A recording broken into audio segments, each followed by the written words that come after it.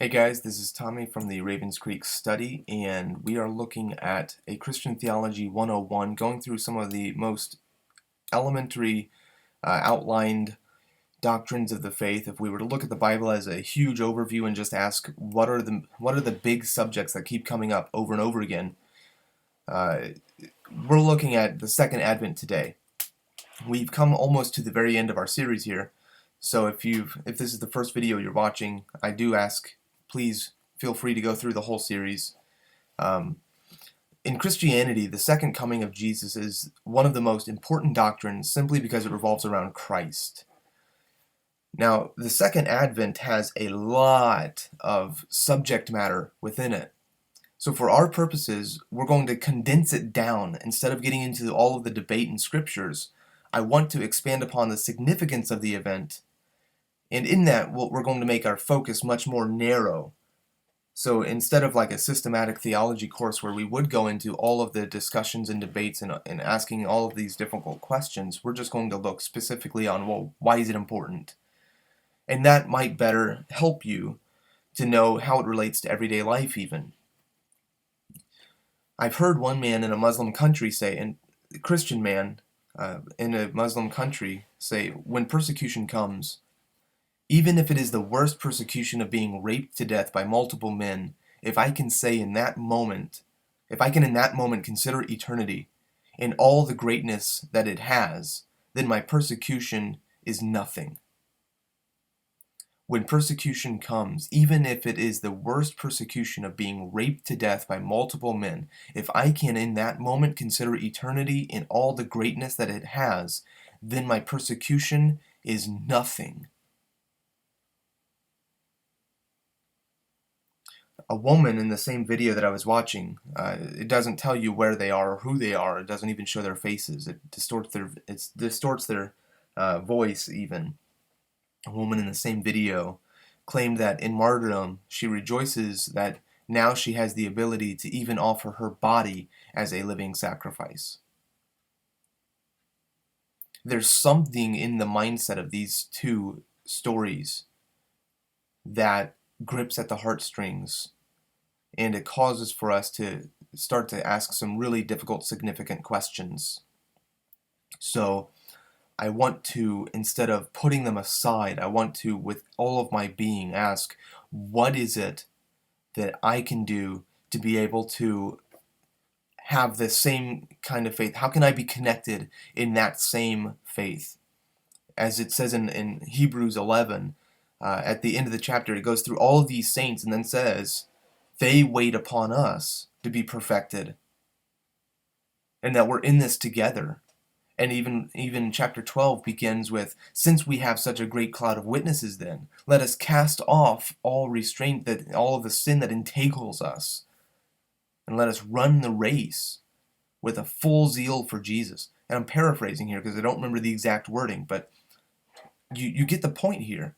What is it that would help me, even in America where I'm not suffering that kind of persecution? What would it be for me to be able to make this kind of statement, be able to talk to my wife and say, we want to be the quiet ones in the earth. We want to be this apostolic people. We want to have this community that's going to be focused upon the apostles and prophets as the foundation. We want to live as the saints have always lived. What if we do this and one day we are persecuted in grotesque ways? What do you want me to do if this happens? What do you want me to do if they take me and they separate me from you and all I hear is the chopping of an axe? What do you want me to do if I'm the only one who gets away? These are extremely difficult and emotional questions, but they need to be asked because this is the faith that we're a part of. And if you're not afraid of, I guess not even afraid, if you're not considering these things, then you probably aren't of the same faith. So what I want to emphasize here, what the Messiah is and what Jesus' return signifies has everything to do with those two quotes and with those considerations of talking to our spouses and talking to our loved ones and saying, this is a possibility. What do you want me to do if it happens? What we can understand about the second advent and all of the things that take place at that event is what will get us to be considering eternity, that will help us to get through it and to think this is nothing but just momentary and light affliction. So I would like to start in Genesis and move forward through the scripture and come unto Jesus' actual return. In Genesis 1, God creates the heaven and the earth, and there's darkness. God creates light and separates the light and dark and establishes rulers over the darkness. That's verse 16, the rulers of the sun, moon, and stars. And they also help the separation of darkness and light. God made humanity in his image, and he made us to be rulers over the creation, as it says in Genesis 1:26 and 27 there. So you have this idea of ruling, and you have this idea of separating light and dark right from the very beginning. We see in the Garden of Eden that the man and the woman were united together, the Hebrew word being echad, which means one. It doesn't mean one plural, it's seriously just one, which makes it all the more profound, actually, that the man and woman are not two separate beings. It's not like they just suddenly conjoin at the hip. They're still two different people, and yet they are echad, they're one. They're naked and they feel no shame. Shame in the scriptures is much more than blushing or even feeling remorse or guilt. It's much more than embarrassment. Shame is at the core. It's the core from which Adam and Eve, quote, were afraid and hid themselves. Shame, it is from shame after the fall that they perceived their nakedness and did not want to any longer be naked. Discontentment entered, and now they clothe themselves with fig leaves because they're ashamed.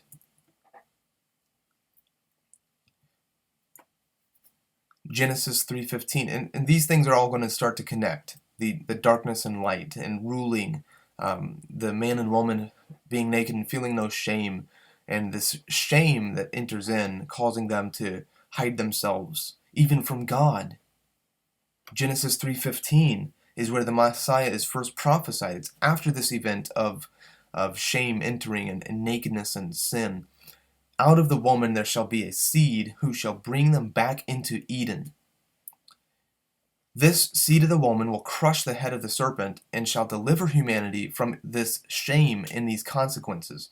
It is from this statement about the seed of the woman / seed of the serpent that stories like Cain and Abel is best understood. Why is it that Eve rejoices when Cain is born? It's possible they've already born women, or daughters, I guess. I don't know, maybe. But they knew it was a son that they were looking for to be the deliverer. And now that Cain is born, they're rejoicing, saying, could this be the seed of the woman who's going to deliver us from this shame, from this nakedness, from this discontentment, from this sin? Instead, Cain slays Abel, and now there's no hope. The two sons that they had, that it could have been one of them. Cain slew Abel. Cain's obviously the seed of the serpent, not the seed of the woman. And then Seth is born at the end of the chapter, at the end of Genesis 4 there. And that's the importance of Seth, and this is why in Genesis 5 it traces the line down to Noah. It's from the descendants of Seth that we have Noah. Noah represents the seed of the woman, the deliverer, the fulfillment of what was promised. His son Ham, however, shows a different character. In Genesis 9:25 through 27, this is after Noah got drunk and Ham saw his father's nakedness, and his other two sons, Shem and Japheth, covered him with a blanket. Noah is going to bless his sons, but he instead curses Canaan, who is Ham's son, probably Ham's eldest son, and therefore curses both Ham and Canaan. And yet, notice that he doesn't bless Shem, he blesses Japheth, but he doesn't bless Shem, he blesses the God of Shem, and he says that Japheth should enter Shem's tent. Excuse me.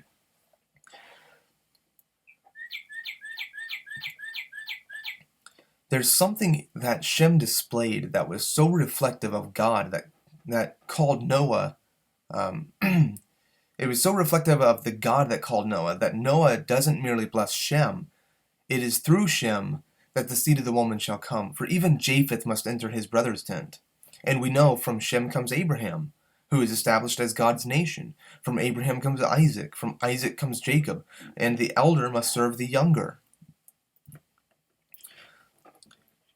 We come to the people of Israel through Abraham, Isaac, and Jacob. Jacob having the 12 sons becoming the 12 tribes. Israel shall be the seed of the woman. Now, this is where it gets difficult, because you notice in Genesis 3:15 it's not about seeds, but about seed. Notice with Abraham, he isn't promised seeds, but seed. It isn't that Israel is obsolete, but that it has ever and always been about one figure, one man who shall be the Messiah. Yet when you go to Romans 16, verse 20, Paul tells the whole church in Rome, Satan shall be crushed under your feet shortly.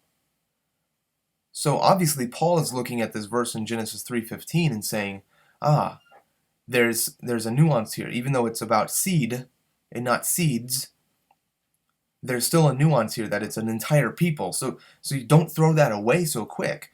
But notice, it is about one figure, one man who shall be the Messiah. There's one person who shall be the deliverer, one person who shall be the Messiah. This is why being barren was such a curse in ancient Israel, is because when you're barren, you're not going to be able to bring forth or participate in the hope of bringing forth the Messiah. Hannah cries for a son. God gives her Samuel. This prophet Samuel is a judge over Israel. The people come to him asking for a king. God chooses Saul. Saul is the exact thing Israel desired. And the result was detrimental to Israel's history. There was even a famine in David's kingdom because of it, because Saul mistreated the Gibeonites. David didn't do it. What Saul chose and did was detrimental to Israel's history. It spanned for kingdoms afterwards. It was not Saul who conquered the blaspheming Philistine, but David, who bore cheese and crackers. He was just bringing cheese and crackers to the men. And this David is the one who conquered the blaspheming Philistine Goliath. That when you look at it, he had 6 pieces of armor. His spearhead weighed 600 shekels, and he was 6 cubits and a span tall. He's likened unto Satan with 666. David won't allow such thing. He won't allow such blaspheming. He won't allow such a man to continue to mock and ridicule God and the armies of God. So it is through David that Goliath is defeated. And suddenly there's a question that's stirring among the Israelites. Could this be the deliverer? Could this be the Messiah? Is David the chosen one? Is David the prophet like unto Moses? God even proclaims that this David shall be the king of Israel, and declares that Saul's kingdom is being stripped from him. David is indeed messianic, not the Messiah, but messianic. We see in 2 Samuel 7:14, God tells David that his son shall be the one foretold from the beginning. So we expect, okay, it's a son of David. It must be Solomon, right? Solomon's the one who is going to be king after David. Solomon leads Israel in possibly the most wealth that any country in all of history has ever experienced. However, 1 Kings 10:14 likens Solomon unto 666. He makes 666 talents of gold a year. He has a throne that sits up on 6 steps, and there are 6 lions on the left of each step and 6 lions on the right of each step. You have 6, 6, and 6 again. Twice it's mentioned with Solomon, being compared to the ancient serpent, just as Goliath was. Solomon's son divides the kingdom, Rehoboam. And by the way, that was not simply Rehoboam's fault, because Rehoboam is approached by all of the northern tribes who said, your father has oppressed us. He's mistreated us. Now, if you'll relieve us, we will follow you with everything. But if you don't lay off a bit, we will leave. We are not going to be a part of your kingdom. Israel, the northern kingdom, doesn't have a single righteous king in their entire history. Judah, the southern kingdom, has only a handful of righteous kings. Only one king of Judah really stands out, and that's Josiah. He alone followed all the heart and zeal of his father David. He alone is given the privilege of such a claim. There are others who were likened unto David, saying that they were righteous like David, but none of them like Josiah. He alone reformed Israel back unto God. And then Josiah dies. A couple generations later, Nebuchadnezzar takes away some captives from Judah and now possesses Judah. During Zedekiah's reign, Nebuchadnezzar comes through a second time, this time destroying Jerusalem. What happened? Wasn't there supposed to be a son to be born who has the government of God upon his shoulders in Isaiah 9:6? Wasn't there supposed to be some sort of messianic figure? Where is this promise of God? It is during this time that we find incredible prophecies. Jeremiah 29 through 32, there's a huge sweep here. Jeremiah writes a letter to the exiles, prophesying that they'll be in exile in Babylon for 70 years. And after those 70 years, the children of Judah shall return. But when you hit Jeremiah 30, the prophet sees another devastation. He rejoices in the very first part of Jeremiah 30 with the return of the exiles. But it's in verse 5 or so that he starts to look and he says, do men give birth? Why then is every man clutching his stomach as if he's in labor? Why is there a voice of trembling, of fear, and not of peace? Why is it that in verse 7 you have him declaring a time of Jacob's trouble, which is a day so great that none is like it? What is this that's supposed to happen after the restoration, the 70-year restoration that Jeremiah is beholding? You get to Daniel chapter 9, and it shows that Daniel is reading Jeremiah's prophecy, and he begins to pray for Israel's return. An angel then comes and gives him an understanding. It's not simply 70 years, but 70 7-year periods. There shall be 70, quote, weeks, and I'm quoting here from Daniel 9:24, to finish transgression, to make an end of sins, to make reconciliation for iniquity, to bring in everlasting righteousness, and to seal up the vision and prophecy, and to anoint the most holy. What does that sound like? What can that be other than the messianic hope being established? This is what Adam and Eve even hoped for. This is the end of all iniquity and the reconciliation spoken of as the messianic hope and expectancy.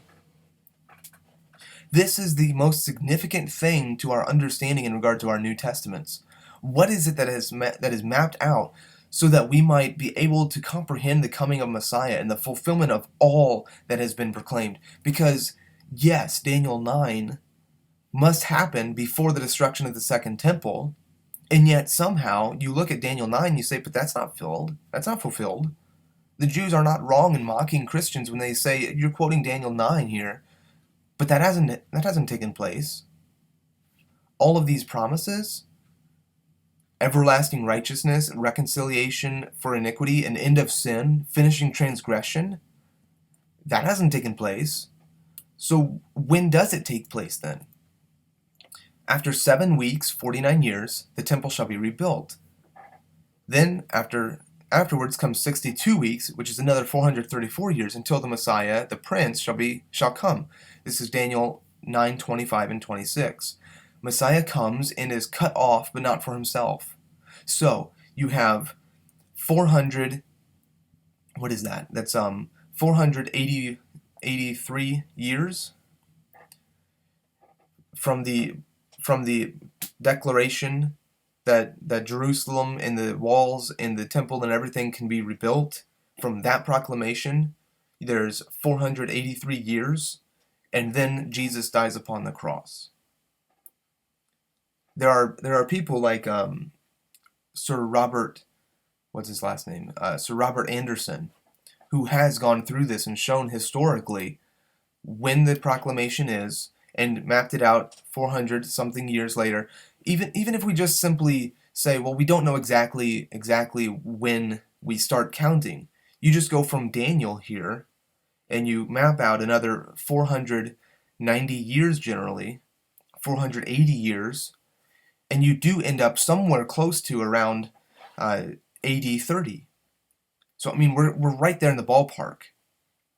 Yet, in the second half of the verse, there's another, quote, prince who shall destroy the city and the sanctuary. In Daniel 9:26, there's another prince, a vile prince.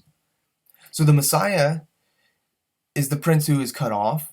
Therefore, this second prince is not the Messiah. Compared with Isaiah 53, this seems to suggest a death of the Messiah.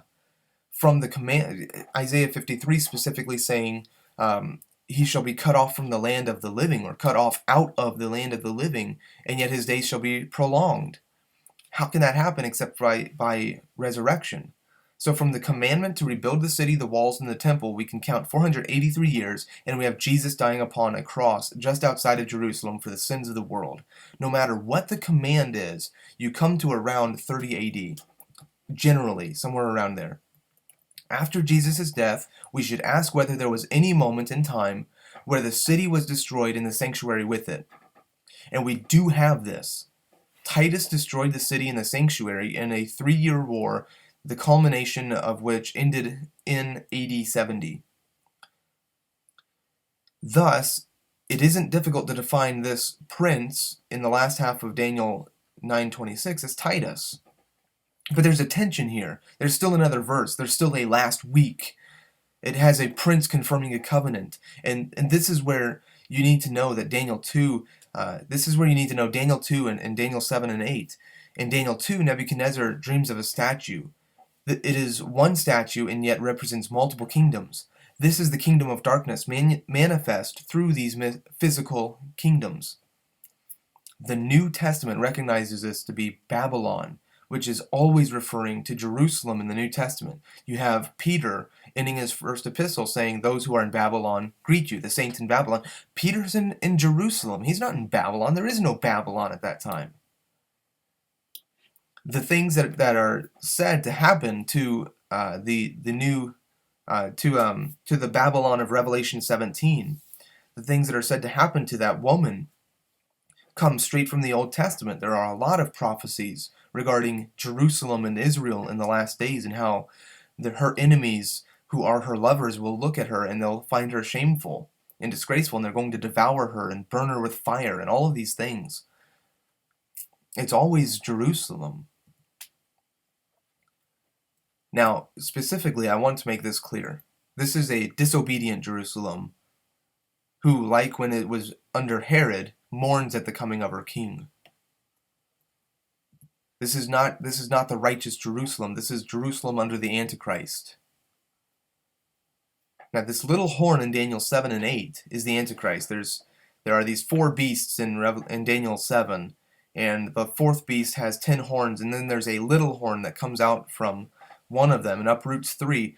That little horn of Daniel 7 is the Antichrist, and you come to Daniel 8, and you have this ram with one horn. This goat with one horn, and the horn falls off and 4 replace it, and there's a little horn that comes off of one of the horns, one of the 4 there. Both of these, that little horn is the Antichrist figure. In case you aren't sure as to how to read this, that's how it all seems to line up. And when you say, okay, both of these are the Antichrist figure, we can add Daniel 7 and Daniel 8 together. We see, okay, so the Jerusalem that is Babylon in Revelation 17 is the Jerusalem under the Antichrist. This little horn in Daniel 7 and 8 is the Antichrist. Daniel 7, 4 beasts, each one representing one of the 4 elements on the statue of Daniel chapter 2. They coincide with each other. The little horn comes out of the 4th beast, and this is the Antichrist. This little horn is also found in Daniel 8 as the one who destroys the sanctuary. It's this little horn with a great boastful mouth, which you can parallel to Revelation 13 and see, yeah, this guy's speaking blasphemies against the Most High. This little horn's the one that is destroyed with the coming of the Son of Man on the clouds of heaven, and the establishment of the throne of God with all of the fiery wheels and everything else of Daniel 7 there. In Daniel 7 and 8, this little horn is destroyed miraculously by God in both of them. In Matthew 24:30, Jesus declares that his second coming would be on the clouds of heaven. This is a direct quote of Daniel 7:13. So in Daniel 9:27, what are we talking about?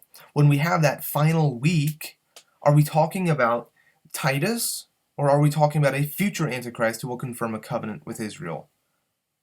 I think we are talking about a future Antichrist. The result being a rebuilding of the temple and the sacrifices being performed again. That same figure shall stop the sacrifices in the temple and trample the sanctuary. Why do I think that? Because when you read the words of Jesus, he's quoting multiple times. He's quoting the book of Daniel. He quotes Daniel 7:13. He quotes Daniel 12:1. That there should be persecution in this time of tribulation that will not be like any other time of all history. To quote Daniel 12:1, you read the next verse, Daniel 12:2, and it's the resurrection of the dead. You can't separate the statement of the time of trouble and the persecution that is unlike any other time of history, not since the kingdom's ever been established, nor will there ever be. You can't separate that statement from the resurrection in the second verse. Jesus is making the point, with the coming of the Son of Man on the clouds of heaven, there is the resurrection of the dead. Unless you can say that took place in AD 70, then there's no reason to claim that this has been fulfilled. And the only way you can take it as being AD 70 is if you say the resurrection doesn't mean bodily resurrection. And we're going to get into that in the next video as to how it has to be bodily resurrection. So this is what Jeremiah called the time of Jacob's trouble, that time of unparalleled persecution and devastation upon the people of God. Daniel 9:26 speaks a destruction, and then another destruction is mentioned in Daniel 9:27. There seems to be two different incidents here. In Daniel 9:26, the Messiah is cut off, and yet in Daniel 9:27, the Antichrist comes to his demise. But how does the Antichrist come to his demise? We just simply have to go back to Daniel chapter 7 and Daniel chapter 8, and even chapter 2, the stone that is cut out from the cliff or from the rock, and it is sent forth hurtling at the statue, and the statue crumbles. The stone's cut out without human hands, and that's emphasized. It's supernatural how this Antichrist will come to his end. So the fulfillment of Daniel 9 is Jesus' second coming. You have two comings in Daniel 9. You have the time when he comes and he's cut off. You have the time when he comes and destroys that Antichrist figure at the very end of the age. This is the quote, why there's a kingdom where darkness is triumphed over, and God's kingdom is established upon the earth, where through the seed of the woman the serpent's head is crushed. This takes place at the return of Jesus. This is why his coming brings such hope. It is the end of sin, the end of darkness, the end of devastation, the establishment of righteousness, the establishment of light, and its world peace, where all nations come to know God and they see his glory. All nations shall be redeemed. Now, whether it's in a strict sense or not, we will get there in a couple videos. So, with that, I'm going to end this video, and hopefully this has helped tie some of the end times pieces together for you. I know it's a very big overview of eschatology being the study of the end times, but it's a start. Hopefully it helps you a bit. Until next time, grace and peace to you in Christ.